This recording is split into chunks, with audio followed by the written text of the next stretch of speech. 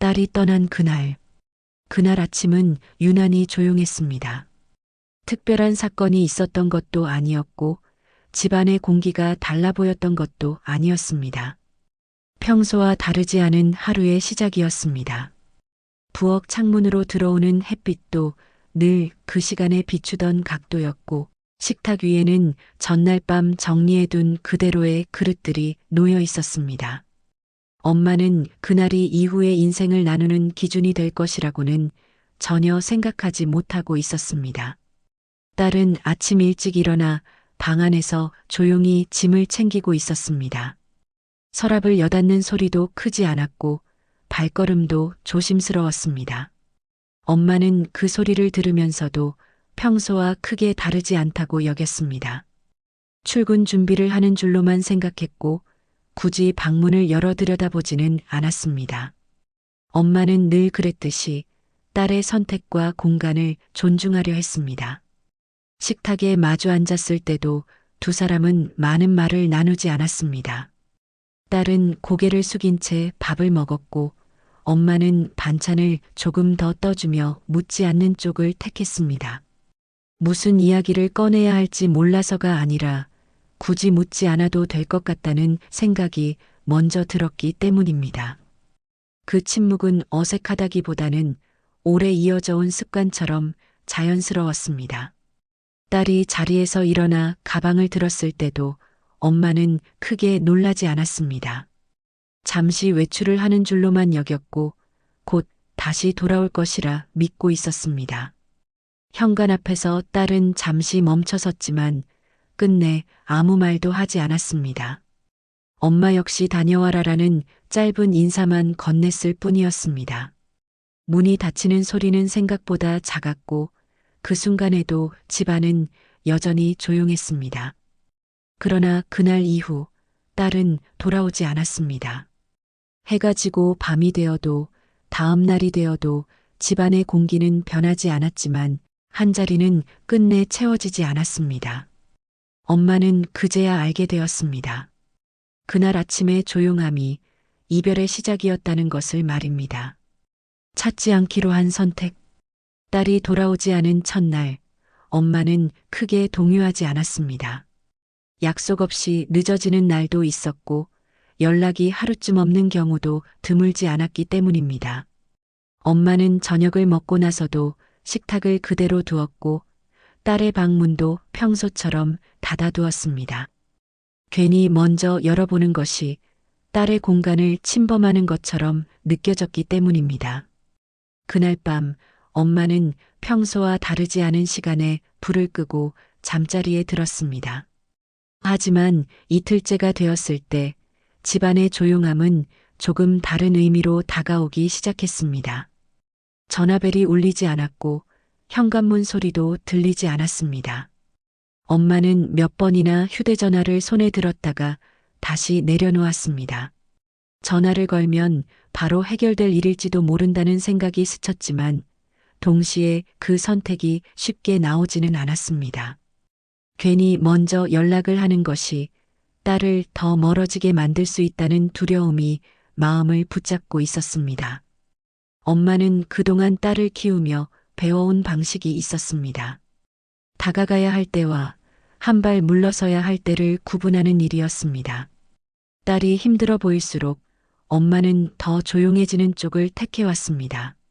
말을 많이 건네는 대신 곁에 있는 시간을 선택했고 묻기보다는 기다리는 편을 택해왔습니다. 이번에도 그 선택이 옳을 것이라고 엄마는 스스로를 설득하고 있었습니다. 며칠이 지나고 일주일이 지났을 때도 엄마는 여전히 먼저 찾지 않았습니다. 집 안 곳곳에는 딸의 흔적이 남아 있었지만 엄마는 그것들을 정리하지도 들춰보지도 않았습니다. 언젠가 돌아올 것을 전제로 한 선택이었기 때문입니다. 혹시라도 집안이 달라져 있으면 딸이 돌아왔을 때 더 어색해질 것 같다는 생각도 있었습니다. 그래서 엄마는 모든 것을 그 자리에 두었습니다. 엄마가 찾지 않기로 한 것은 포기해서가 아니었습니다. 믿고 있었기 때문이었습니다. 언젠가는 다시 문을 열고 들어올 것이라는 믿음이 전화를 거는 손을 붙잡고 있었습니다. 그 믿음이 얼마나 오랜 시간이 필요로 할지 알지 못한 채 엄마는 그렇게 하루하루를 보내고 있었습니다. 그 선택이 이후에 36년을 만들어 가게 될 것이라는 사실도 모른 채 말입니다. 연락하지 않는 시간이 길어지다. 시간은 생각보다 빠르게 흘러갔습니다. 하루, 이틀, 그리고 일주일이 지나가는 동안 엄마는 여전히 같은 생활을 이어가고 있었습니다. 아침에 일어나 밥을 차리고 집안을 정리하고 해가 지면 불을 끄는 일상이 반복되었습니다. 겉으로 보기에는 딸이 떠나기 전과 크게 달라진 것은 없어 보였습니다. 그러나 집안의 공기는 분명히 이전과는 달랐습니다. 말로 설명하기 어려운 빈자리가 점점 더 또렷해지고 있었습니다. 엄마는 하루에도 몇 번씩 휴대전화를 확인했습니다.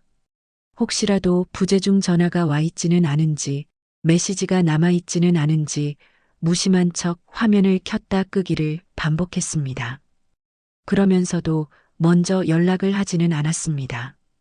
마음 한편에서는 이미 너무 많은 시간이 흘러버린 것 같다는 생각이 들었지만 다른 한편에서는 아직 때가 아니라는 생각이 더 크게 자리 잡고 있었습니다. 그 두 마음 사이에서 엄마는 매번 같은 선택을 하고 있었습니다. 계절이 한 번 바뀌고 다시 한 번 더 바뀌는 동안에도 상황은 달라지지 않았습니다. 명절이 지나가고 생일이 지나가도 딸의 소식은 없었습니다. 엄마는 딸의 생일이 적힌 달력을 바라보다가도 괜히 날짜를 표시하지 않고 넘겼습니다. 마음속으로는 축하의 말을 여러 번 되뇌었지만 그 말을 실제로 전할 수 없다는 사실이 더 크게 느껴졌기 때문입니다. 엄마는 주변 사람들에게도 딸의 이야기를 꺼내지 않았습니다. 어디에 있느냐는 질문을 받을까 봐서가 아니라 굳이 설명하지 않아도 될 것 같다는 생각이 들었기 때문입니다. 대신 엄마는 아무 일도 없다는 듯 웃으며 일상을 이어갔습니다. 그 침묵 속에서 딸과의 시간은 점점 말로 꺼내기 어려운 기억이 되어가고 있었습니다. 연락하지 않는 시간이 길어질수록 엄마의 기다림은 점점 더 조용해졌습니다. 그러나 그 조용함은 사라짐이 아니라 안쪽으로 깊어지는 변화였습니다. 엄마는 여전히 믿고 있었습니다. 언젠가는 이 긴 침묵이 끝날 것이라는 믿음을 말입니다. 다만 그 믿음이 이렇게 오랜 시간을 필요로 하게 될 것이라고는 그때의 엄마는 아직 알지 못하고 있었습니다. 기다림이 일상이 되다. 어느 순간부터 엄마는 기다리고 있다는 사실조차 의식하지 않게 되었습니다. 아침에 눈을 뜨고 하루를 시작하는 일, 저녁이 되면 불을 끄고 잠자리에 드는 일 사이에 딸을 떠올리는 시간은 따로 정해져 있지 않았습니다. 특별히 생각하지 않으려 해도 마음 한편에는 늘 같은 자리가 비어 있었고 그 자리는 시간이 흐른다고 해서 자연스럽게 채워지지 않았습니다. 그래서 엄마의 하루는 어느새 기다림을 포함한 상태로 굳어져 있었습니다. 엄마는 딸의 방을 그대로 두었습니다. 침대 위에 놓인 이불도 책상 위에 남아있던 물건들도 손대지 않았습니다. 언젠가 다시 돌아올 때 집안의 풍경이 달라져 있지 않기를 바랐기 때문입니다. 괜히 정리해버리면 그 기다림마저 끝내버리는 것처럼 느껴졌습니다. 그래서 엄마는 먼지만 살짝 닦아낼 뿐 그 자리를 바꾸지 않았습니다. 그 선택은 누구에게 보여주기 위한 것이 아니라 스스로를 위한 방식이었습니다. 기다림은 점점 생활의 일부가 되었습니다. 장을 보러 갈 때도 시장 골목을 걸을 때도 엄마는 무심코 비슷한 또래의 뒷모습을 바라보곤 했습니다. 혹시라도 우연히 마주칠 수 있을지 모른다는 기대라기보다는 이미 몸에 밴 시선의 움직임에 가까웠습니다. 그렇게 사람들 속을 바라보는 일이 엄마에게는 자연스러운 습관이 되어가고 있었습니다. 엄마는 이 기다림을 누군가에게 설명하지 않았습니다. 스스로도 굳이 이름을 붙이지 않았기 때문입니다. 그저 살아가다 보니 이렇게 되었고 오늘도 어제와 크게 다르지 않다는 생각으로 하루를 넘겼습니다. 기다림은 엄마에게 슬픔이나 절망으로만 남아있지 않았습니다. 오히려 조용히 숨쉬듯 이어지는 삶의 한 부분이 되어 있었습니다. 그렇게 시간이 흐르면서 엄마는 알게 되었습니다. 기다림이란 멈춰 서 있는 것이 아니라 그 상태로 계속 살아가는 일이라는 것을 말입니다. 딸이 없는 하루하루 속에서도 엄마는 밥을 짓고 길을 걷고 사람들을 바라보며 살아가고 있었습니다. 그리고 그 모든 날들 위에 말로 하지 않은 기다림이 조용히 얹혀 있었습니다. 시간이 흘러도 바뀌지 않은 선택. 시간이 흘러도 엄마의 선택은 크게 달라지지 않았습니다. 몇 해가 지나고 또 몇 해가 더 지나도 엄마는 여전히 먼저 연락하지 않았습니다. 누군가는 그 선택을 고집이라고 말할 수도 있었고 누군가는 이해하기 어렵다고 느낄 수도 있었습니다. 그러나 엄마에게 그것은 한 번 내려진 결정이 아니라 매일 새롭게 선택해야 하는 일이었습니다.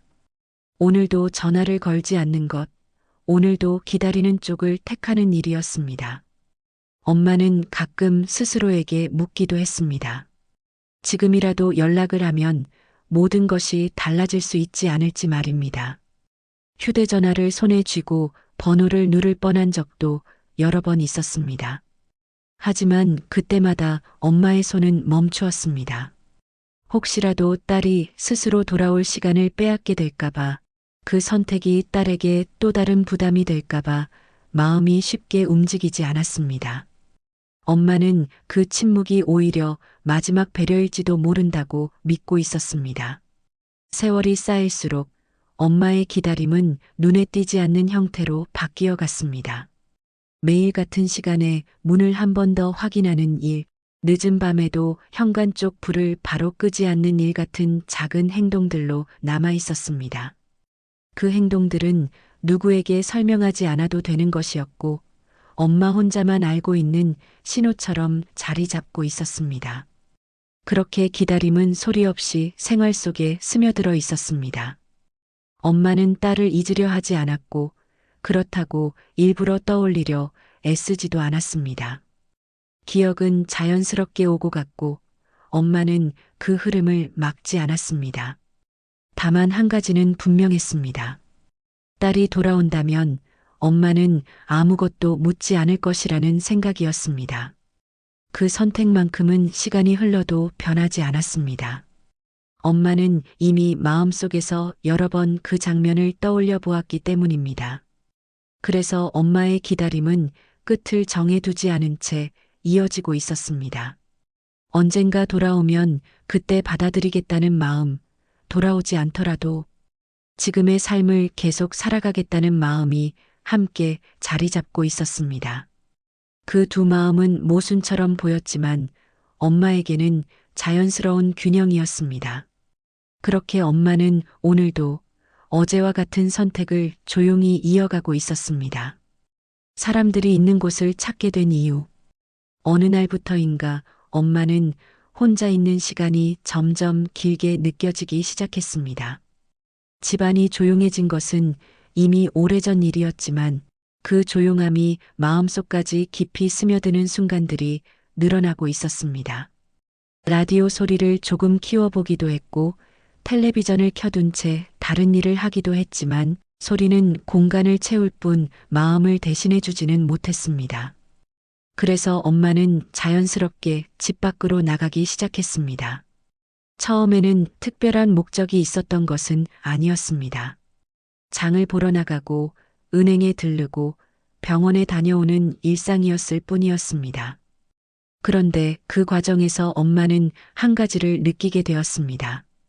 사람들이 오가는 장소에 있으면 마음이 조금 덜 가라앉는다는 사실이었습니다. 누군가와 이야기를 나누지 않아도 그저 같은 공간에 머무르고 있다는 것만으로도 숨이 한결 편해졌습니다. 엄마는 점점 사람들이 많은 곳을 찾게 되었습니다. 시장 골목, 버스 정류장, 그리고 자연스럽게 백화점까지 발걸음이 이어졌습니다. 그곳에서는 누구도 엄마에게 말을 걸지 않았고 엄마 역시 누구에게도 말을 걸지 않았습니다.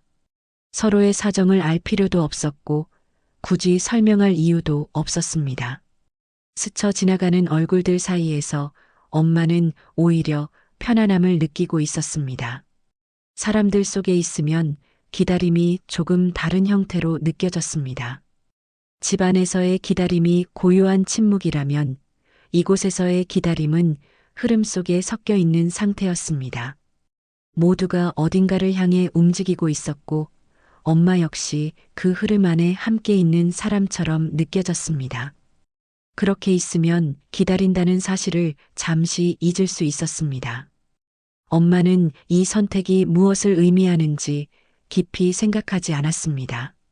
다만 이곳에 있으면 마음이 무너지지 않았고 하루를 무사히 넘길 수 있었습니다.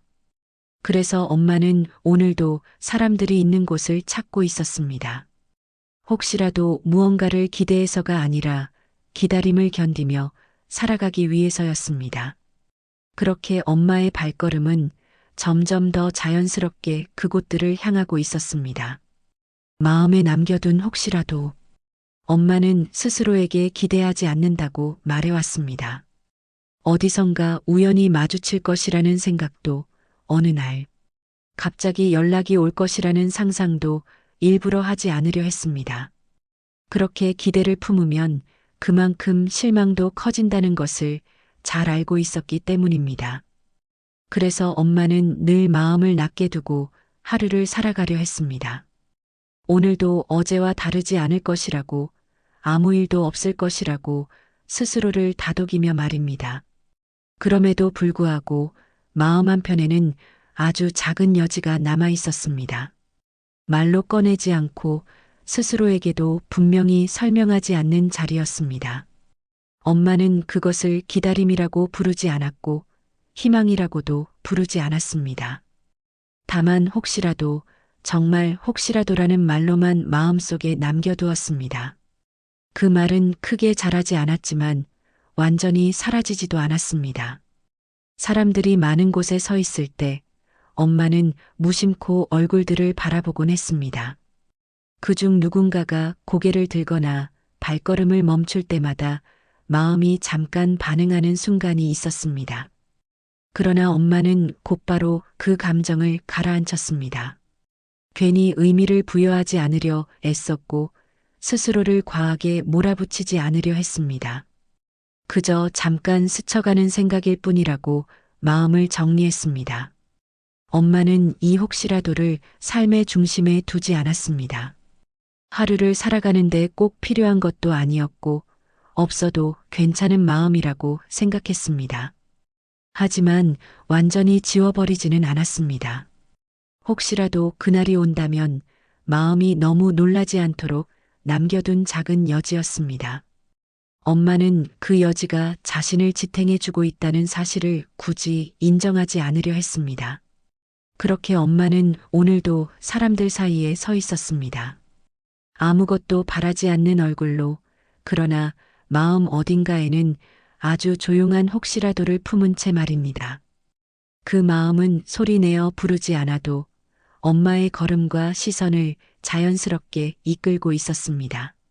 그리고 그 작은 여지가 언젠가 다시 움직일 시간을 조용히 기다리고 있었습니다. 그날도 엄마는 그 자리에 있었습니다.